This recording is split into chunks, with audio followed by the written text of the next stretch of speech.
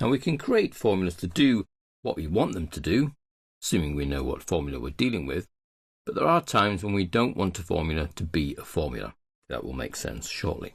If we take our sales data with formula sheet, we can see we have here the 12 months of the year, and some of these cells contain formulas, which I can tell either by clicking into them. So these here are summing, that's counting, or I can display all the formulas with the keyboard shortcut Control and the toggle key, which is the left of the number 1 key on your keyboard.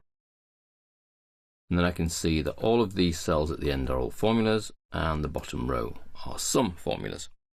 The same keyboard shortcut will put things back to displaying the numbers.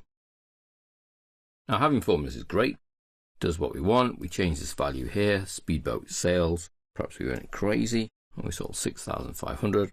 That will then have a knock-on effect to the total here, and potentially the lowest or the highest sales, or certainly the highest, has now shot up to be 6,500. However, there are times when, having worked out a set of numbers, you then want those numbers to be static and non-changing. So let's take a copy of this whole little table and paste it down here. Now in this copy of the table, I want to retain these values as they are at this moment in time, so at this snapshot time. So I don't want the formula, I want the value. Now we do that by copying the cell. So I have the cell on the clipboard, and then we go to paste, but not the big paste button here, because that will just paste the formula back on.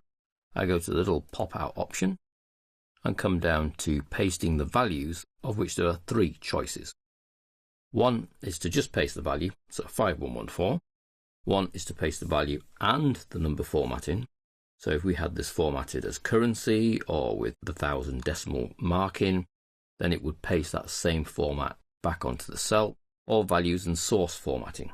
In this particular case, the source is the destination because we're going to paste back onto the same cell. So I've copied this formula here and I want to paste it back onto the same cell, but purely as a value.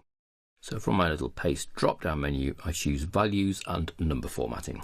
To all intents and purposes, the cell looks exactly the same. However, if I click in, it now contains the value 5114 as opposed to the formula in this one, which is summing that row. So that's copy and paste special. Now I could do that for every single cell I've got here, here, here. I go through each one, copy and paste special.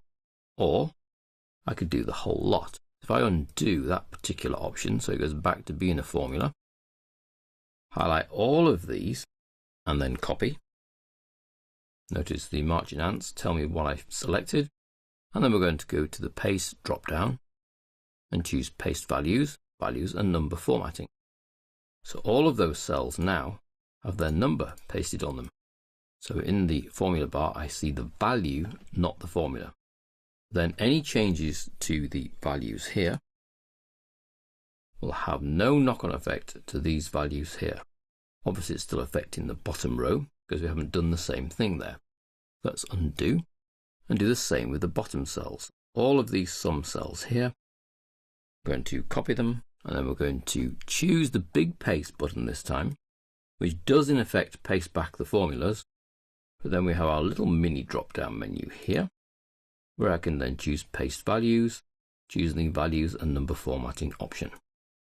And then each of these are now physical values, not the formula adding up the row above. So any changes in the row above will actually have no effect on my grand total. So let's undo that. So that's using the paste special option to paste a formula back onto the cell it was in, but asking only for the value of the cell and the number formatting, not the actual formula.